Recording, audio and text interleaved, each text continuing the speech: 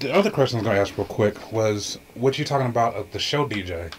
What do you think that, I would say, like, when you got urban DJs that DJ one way, then you have EDM DJs that, what I would say, show DJs, where they'll have keyboards, horns, and all, but it'll be one person controlling all that.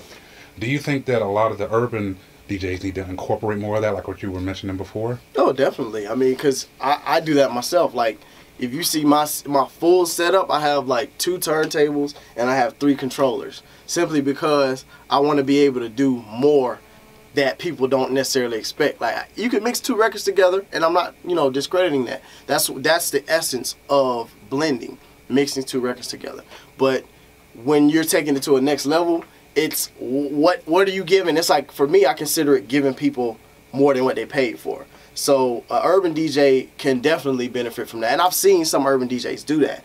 But it's just definitely more. It's wide open. Like, go do your research. Go to a David Guetta or a DJ Chucky or Skrillex or Avicii. Go to one of those shows. Go to Tomorrow World.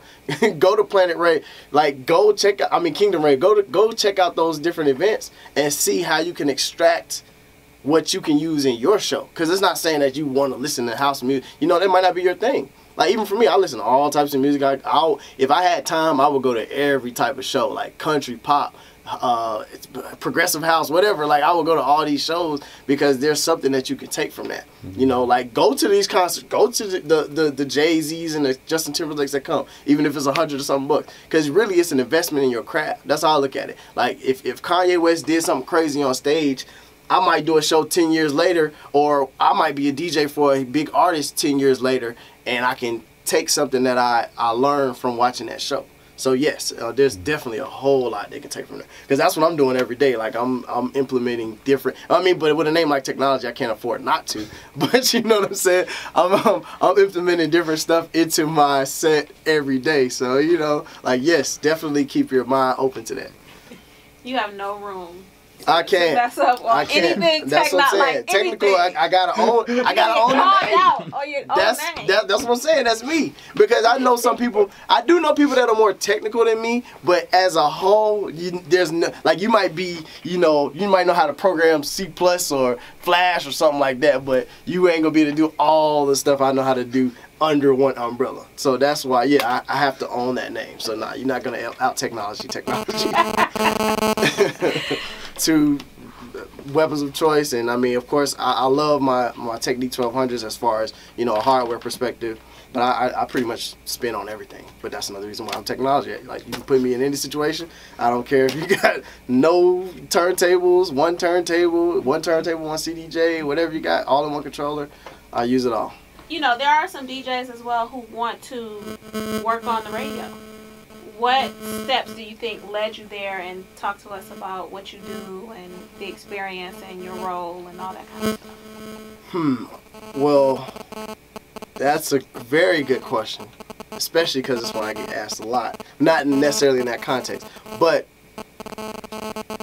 there is no one answer for how to get the radio. That's a lot of people ask, how did you do that? There's no one answer, because my answer and Baby You or DJ Cash's answer is going to be totally different, simply because we're all there for a reason, and we all know that. And I'm just talking about my radio station in particular, but you go to different types of markets and different radio stations. I'm sure the stories will all be different, but the basis of the simple answer is hard work.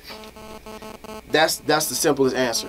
But on top of that, there's different things that add up. Just like, okay, this person and this person knows that person, and this person can say this, or just somebody is. If anybody's asking about you, that's a good sign. Like, man, I heard about this dude who's killing these clothes. They're gonna come and get you. And someone once told me, like, if you're doing what you're supposed to be doing, someone's always gonna find you. So when I talk about radio, that's pretty much how I look at it. Like, I was just doing what I was doing, and the right people heard me. There are a lot of people that helped me along the way, like DJ Cowboy, Kenny Burns. There are plenty of people that helped me get to where I am now. But the essence of it was I had to do a great job of what I was doing. Otherwise, what they were saying didn't mean nothing, if I wasn't doing my part. Now, with my role of what I do now, I got hired as a mixer, but in my process of being there, almost 3 years now, I have learned how to produce. I've learned how to, edit. Well, I've kind of knew how to edit audio, but I've learned, I've gotten a little deeper into editing and just everything that goes into making the programming and the production side of the radio station run. So I can come in and, run a show if you need me to, or I can come in and DJ on the show if you need me to. So that's basically, what my role is at this moment. And the biggest thing I want people to understand about working in radio is just the simple fact that it's a job like anything else. So if you're working for the radio station, you have to think about not what the radio station can do for you, because a lot of people get caught up in, oh man, I want to be on this because what can you do for the radio station? Like, that's the biggest thing. What can you bring to them? Because yes, if you're doing great work, you might be sought out, but once you get there, what is that work that you're going to continue doing? How are you going to make the station better? You know what I mean? So that's pretty much, my opinion and my views on that and how I got to where I am. Like, hard work, because I'm still working hard. That's the whole thing. I'm working for a radio station. I'm working for V103, but I'm still working every day.